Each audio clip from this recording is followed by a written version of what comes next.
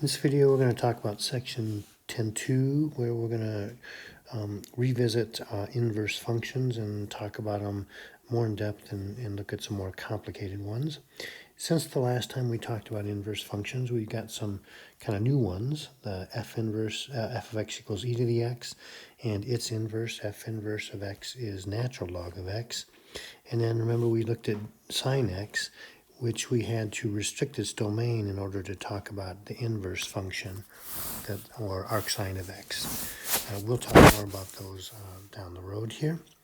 So f and g are inverses. This is our definition. F and g are inverses of each other if f of g of x equals x and g of f of x equals x.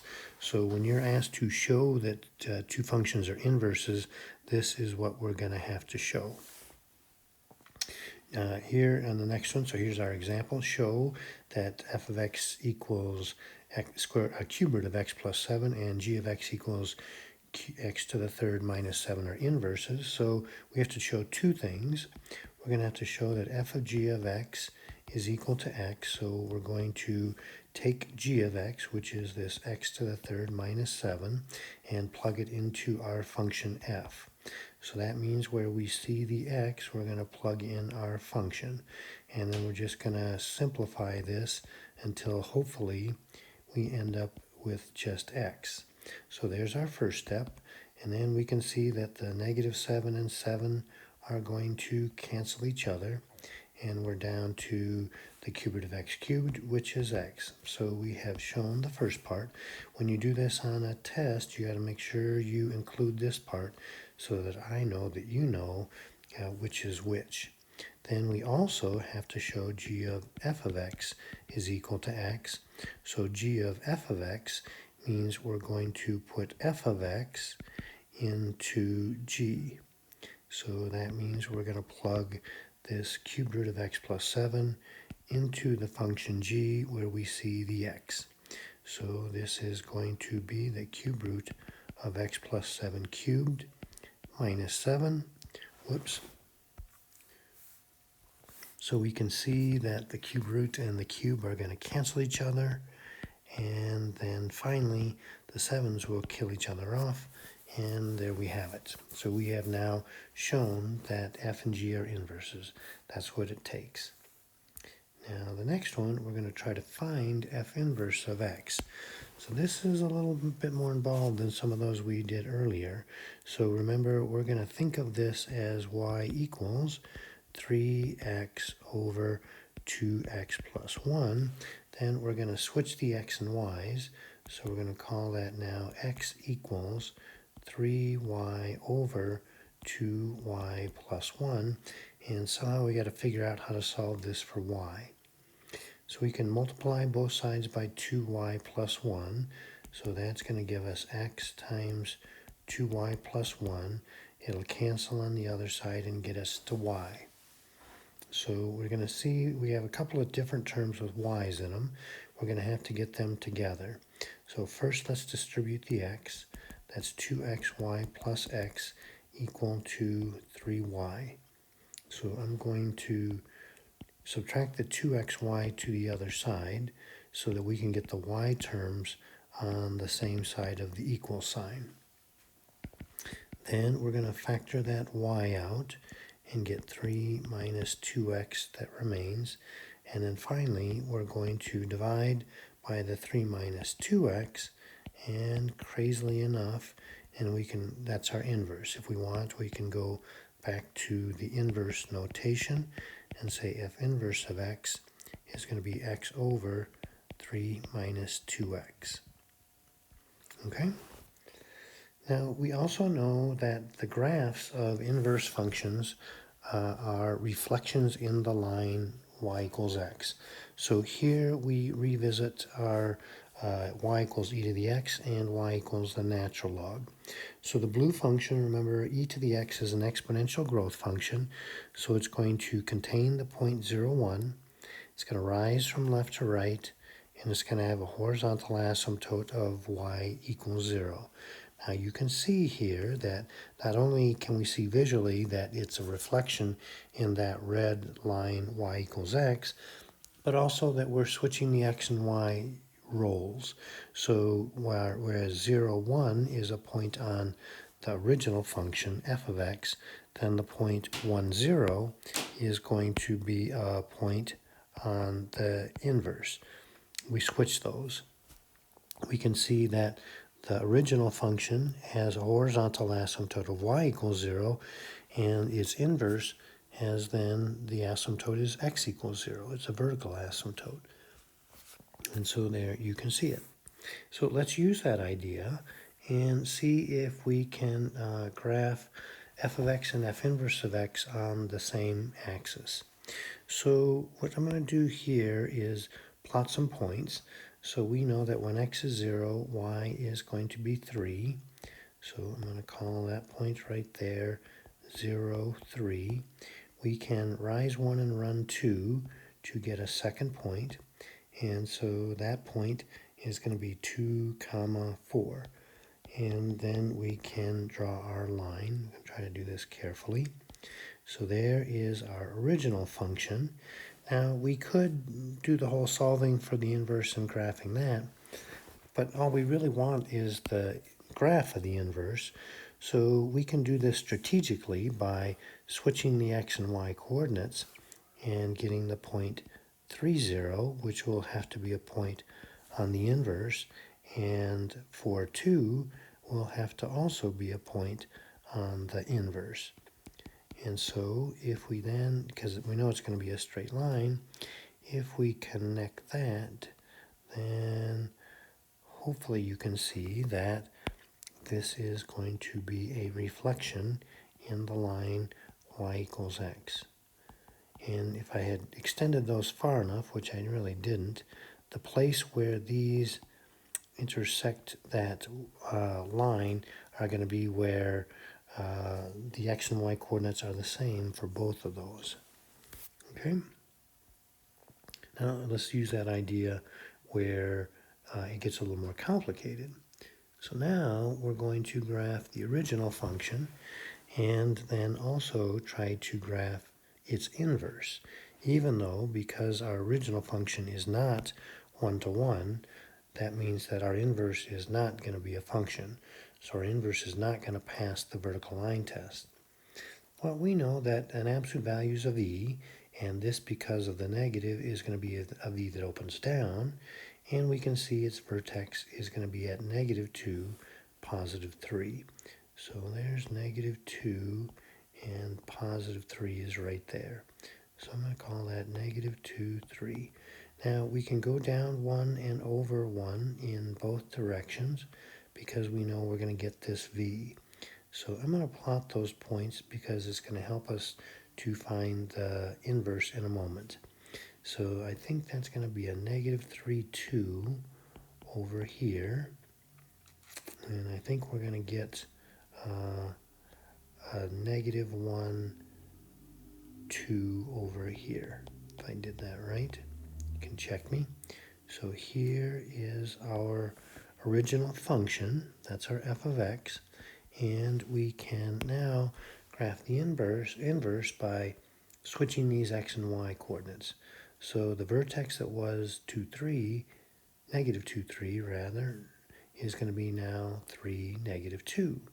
So I'm going to go 1, 2, 3, -2 is going to be right there. And so that's going to be the point 3, -2. And the point -1, 2 is now going to be 2, -1. So we're going to be right there. Is 2, -1. And the point -3, 2 is now going to be 2, -3. So we're going to be over here. So you can see that this v, whereas the original v opened down, this v is going to open, we would say, to the left. Okay?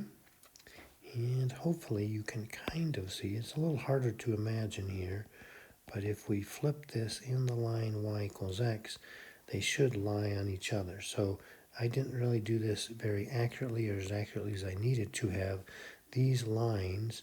So this line and this line should have actually intersected each other, and they both be perpendicular to that line y equals x. But you're going to have to use your imagination.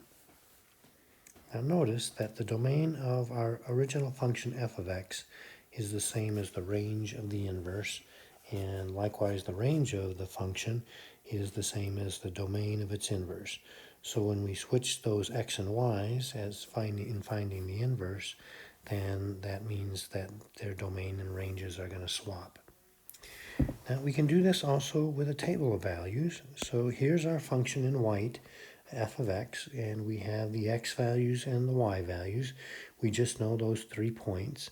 So the inverse, remember, is going to switch the x's and y's. So on the original function, 7 is a y value. So on the inverse, it's going to be an x value.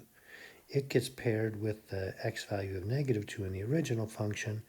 So that -2 is going to be a y coordinate for the inverse. And similarly, we'll get -4, 1, and we'll get 3, 5. So that's how we'll deal with functions given given numerically, we say, as a table of values. So now we're going to put a bunch of this stuff together. So we are going to, starting with our function f of x, or y equals 2x cubed minus 1, we're going to find the inverse, then we're going to verify that f and f inverse are actually inverses, and then we're going to graph them on the same axes. So we're going to think of this as being y equals 2x cubed. There's our function. To find its inverse, we know we're going to switch the x and y and then solve for y.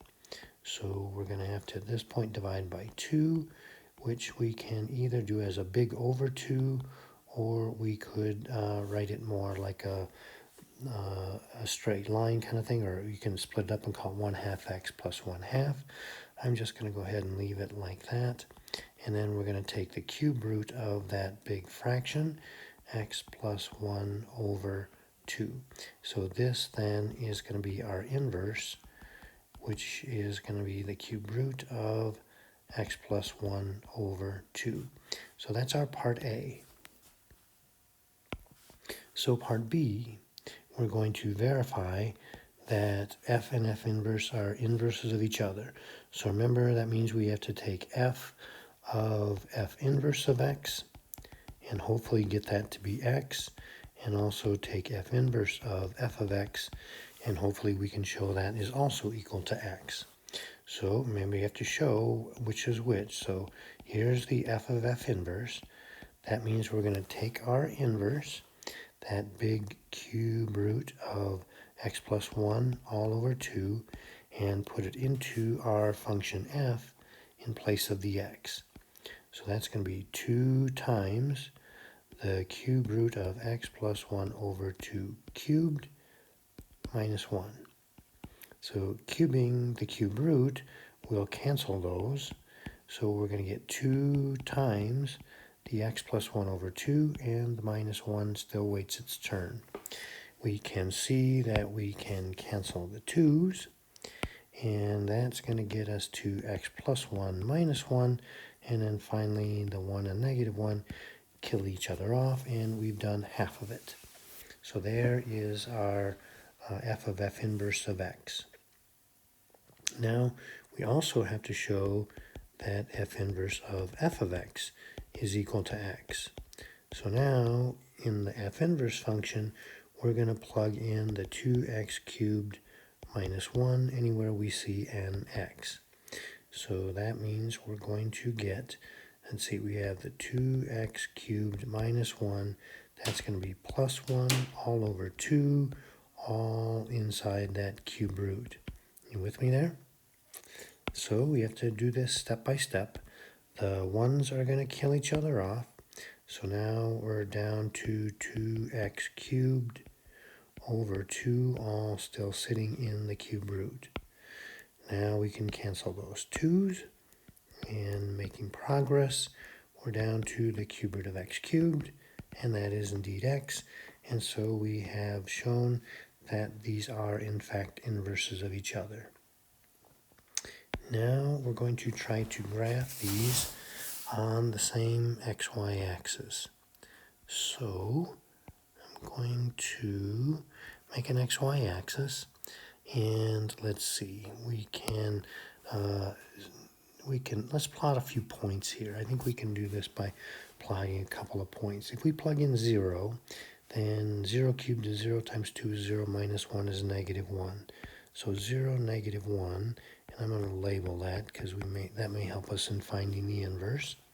If I plug in a positive 1, so we plug in a 1, then 1 cubed is 1 times 2 is 2 minus 1 is positive 1. So that's going to be the point 1, 1. If we plug in a negative 1 cubed is negative 1 times 2 is negative 2, minus 1 is negative 3. So that's going to be a negative 1 and negative 3. And I'm going to label that. And we know that this is going to have that classic cubic shape where it's going to kind of swirl as it goes through that point 0, negative 1. Now we can maybe switch this around. So we know the inverse is going to have to contain the point negative 1, 0. So I'm going to put a point right there. We know it's going to have to contain the point, well, when we switch that, it's still a 1, 1.